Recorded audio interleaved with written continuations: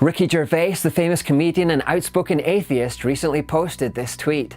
It says, "There have been nearly 3,000 gods so far, but only yours actually exists. The others are silly made-up nonsense, but not yours. Yours is real." Through the gift of sarcasm, what Gervais is basically saying is that because there are a multitude of gods, that precludes any one of them from being true. In other words, because some people believe in Yahweh, some in Vishnu, some in Shiva, some in Allah, some in Akal Purak, and 3,000 others, no one has any right to claim that theirs is actually real. And you also have to understand that when liberals make comments like these, they're really just taking a shot at Christians. What Gervais is actually saying is that Christians don't have a right to assert that Yahweh is the one true God when there are so many others out there.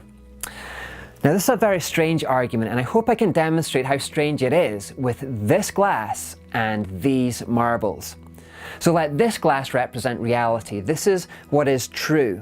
And let this gold marble represent the one true God. This is the God that created the universe.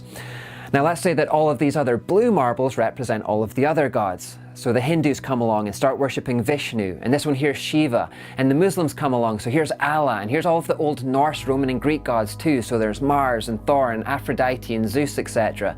And so before long, mankind has started worshipping a multitude of different gods. Reality is now absolutely stuffed with them. Now the question is, because reality is now filled with these false gods, has the one true God ceased to exist? Has the one true God ceased to be true? Of course not, he's still there. The false gods have made it harder to find him, there's now more noise, there's more distraction, you have to dig around to get to him, but he's still there.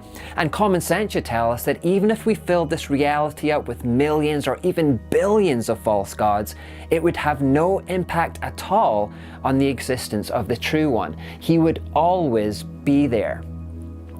So the key point is this. What is false has no impact at all on what is true. This dog hasn't stopped being real because he's surrounded by fakes. This dog hasn't stopped being real because he's surrounded by fakes. And God doesn't stop being real when he's surrounded by fakes either.